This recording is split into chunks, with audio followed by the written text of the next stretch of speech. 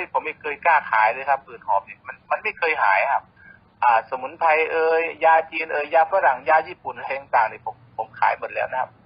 ปรากฏผมเจอเคสคือโรมเนี่ยผมจะไม่กล้าเข้าคุยเลยเพราะมันไม่เคยหายเลยนะมีแต่เขาจะด่าเรานะครับเป็นหมื่นเป็นแสนก็เขากินมาก็ไม่ดีขึ้นนะครับเนาะทีนี้กรณีคุณวิชัยผักตัวนี้ก็ไม่ได้บอกให้คุณป้อมรู้หรอกว่าเขาป่วยเอาขอซื้อจักขวดก็แล้วกันเอาเมาส์สเปรย์ไปหลอดหนึ่งนะ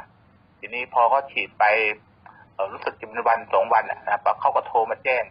โอ้ยเมาส์สเปรย์สุดยอดเลยเอาสุดยอดยังไงครับป้าเอ้าเป็นหืดหายว่ะเอ้าหืดมันหายยังไงล่ะทีนี้แกก็เชิญเข้ามาประชุมกันนะครับประชุมกันก็ผมก็เลยสัมภาษณ์เองเลยนะครับผมก็เลยสัมภาษณ์ว่าเอาเริ่มต้นยังไงครับว่าท่านโอ้ได้ยินเขาโปรโมทไอ้เมาส์สเปรย์ผมว่าภูมิแพ้มันดีขึ้นก็ฉีดครับฉีดไปปุ๊บเนี่ยนะสิ่งที่มันได้มาคืออะไรครับสเลดครับสเลดที่คนเป็นหืดหอบเนี่ยมันจะเป็นสเลดอุดคออยู่เนาะมันไม่ออกครับเขาบอกเขาคักสเลดออกได้เรียกว่าใหญ่เท่าไข่ไก่ไข่ไก่แดงนึกภาพไข่ไก่แดงนะไข่ไก่เรามันจะมีแดงกับขาวเนาะเขาเรียกไข่แดง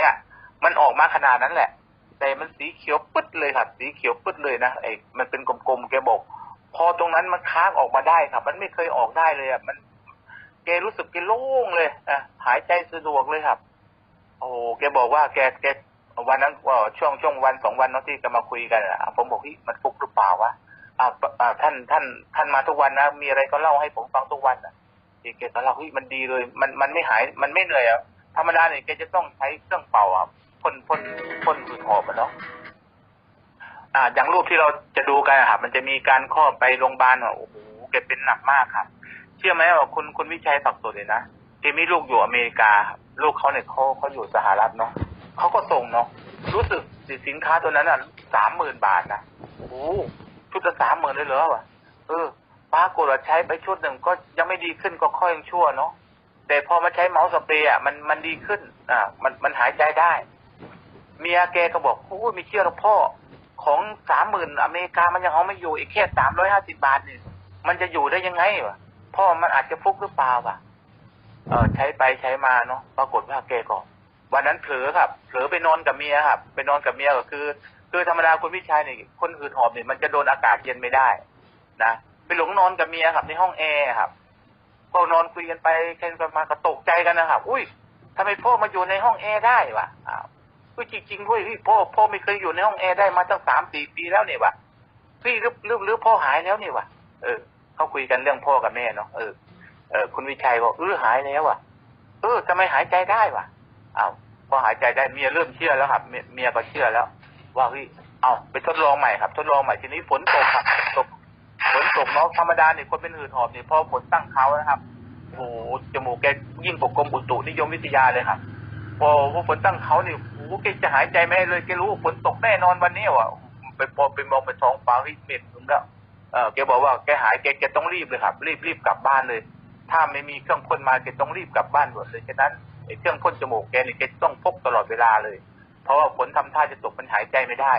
นะอาการแกทีนี้แกบอกว่าตอนนี้ผมท้าเลยนะแกบอกท้าเลยมันตกมาเป็นอาหารก็ไม่กลัวแล้วแสดงว่าอันนี้คือว่านอนในห้องแอร์ได้นะแล้วก็ฝนตั้งเขามาก็หายนะครับทีนี้ไอ้ยาที่ว่ามาจากอเมริกาก็ไม่กินก็ยังตั้งไว้ที่โต๊ะอยู่นะครับเราก็ถือว่าจาก30,000 กว่ามาใช้350 บาทนะครับทีนี้ผมก็รอได้ไปอยู่หลายเดือนนะผมทำมาก็ประมาณ5 เดือนแล้วนะ5 เดือน 6 เดือนแล้วนี่ไอ้บริษัทเนี้ยบริษัทไฮไทยแลนด์เราทีนี้แกเข้ามาวันนั้นผมก็สัมภาษณ์อีกโอ้ยเห็นหายไปตั้งนานนึกว่าจะเป็นไรเนาะวะทำไมไม่เห็นมาวะโอ้ยผมยุ่งกับการเมืองแกเป็นนักการเมืองด้วยเนาะนะครับแกบอกว่าอาการของคือหอบผมหายเลยนะคุณทักษิณบอกคุณโปรโมทได้เลยวะ